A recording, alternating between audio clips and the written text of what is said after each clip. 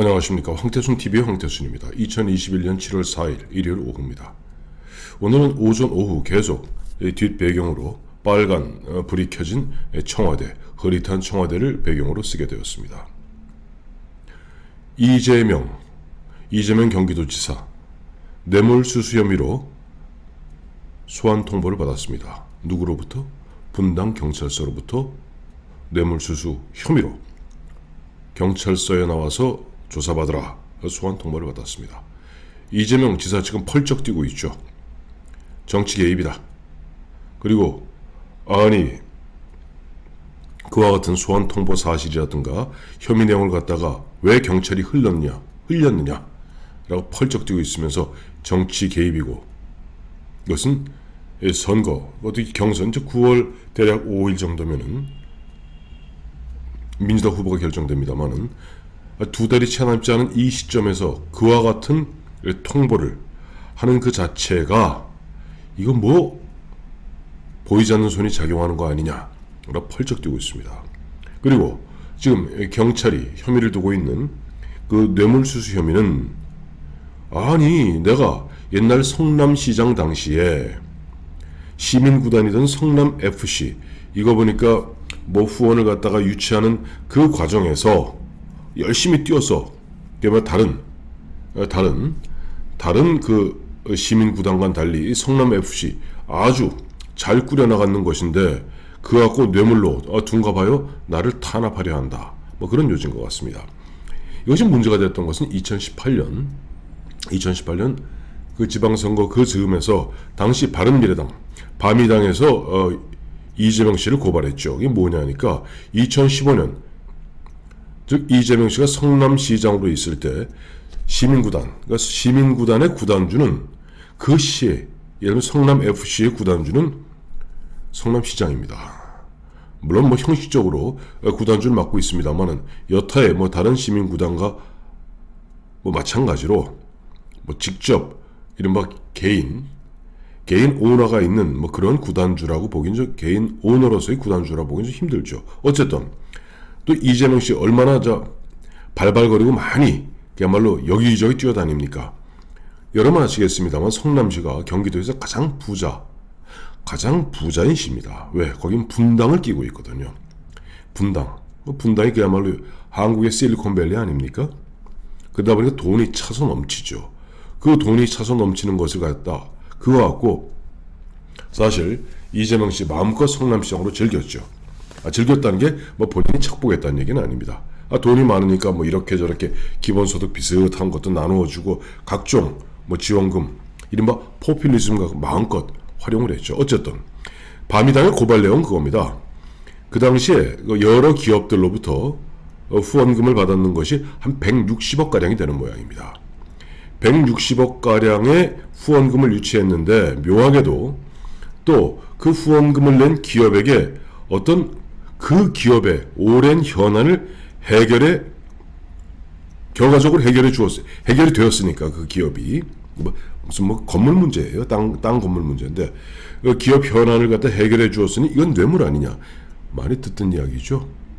지금 감옥 가 있는 삼성의 이재용 부회장 그리고 지금 박근혜 전 대통령, 그들이 박근혜 전 대통령과 삼성의 이재용 부회장을 올가 넣을 때 삼성이 이른바 기업 승계의 현안을 갖다 해결하기 위해서 최순실이라는 그 중간 매체를 통해서 뭐 말을 사주고 정유라 말을 사주고 그래서 박근혜 대통령이 그 문제를 갖다 풀어주었으니 뇌물이다. 뭐 그때 나왔던 얘기가 박근혜 대통령과 최순실은 경제적 공동체다 라는 그런 어처구니 없는 논리를 세워서 박근혜 대통령 잡아넣고 뭐 이재용도 뭐 잡아넣었던 거 아닙니까?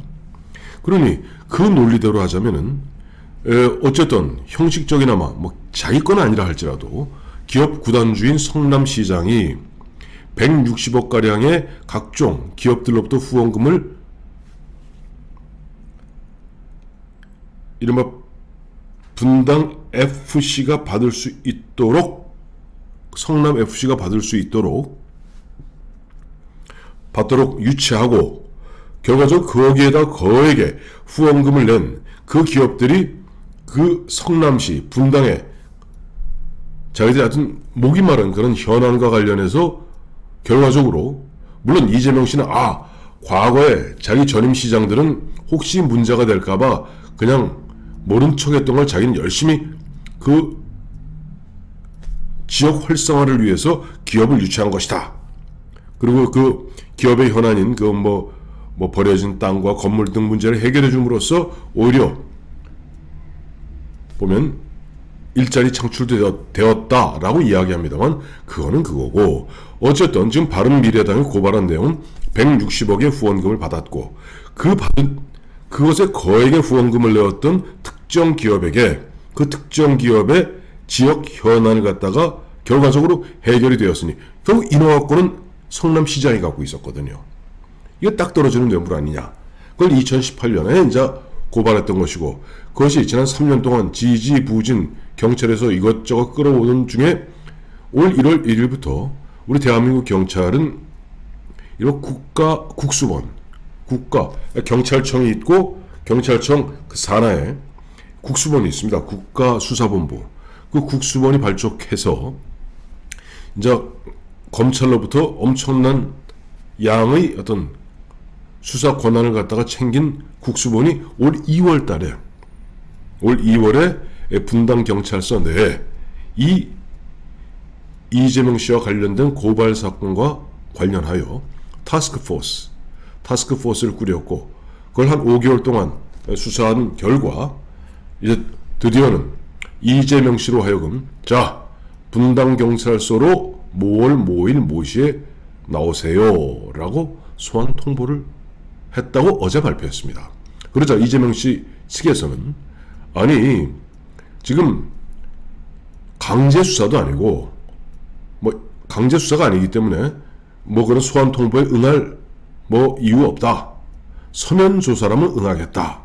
라고 지금 참 낯간지러운 변명하고 있습니다.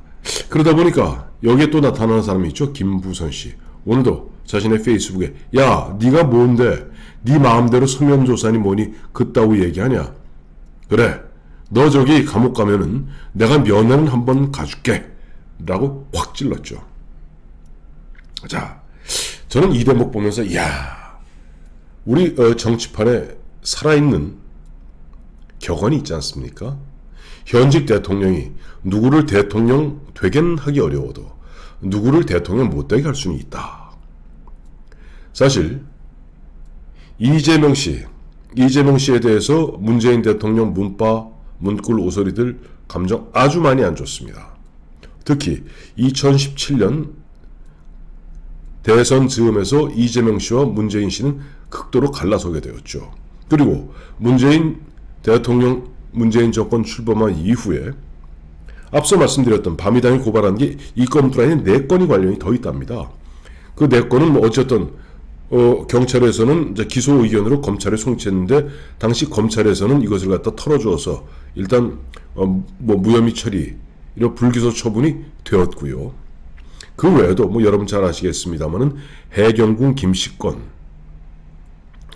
다음에 사실은 작년 8월 대법원에서 파기환송되어서 결과적으로 무죄로 결론난 이런 소극적 거짓말 그런 부분들 참 건건이 많아요. 그 건건이 많은 건 어쨌든 그 건건이 많은 부분들을 갖다가 문재인 대통령 측 이른바 문재인 정권의 주류들이 끊임없이 이재명 씨에 대해서 계속 어떤 발목을 잡는 그와 같은 일들을 해왔는데 그걸 잘 헤쳐나왔습니다.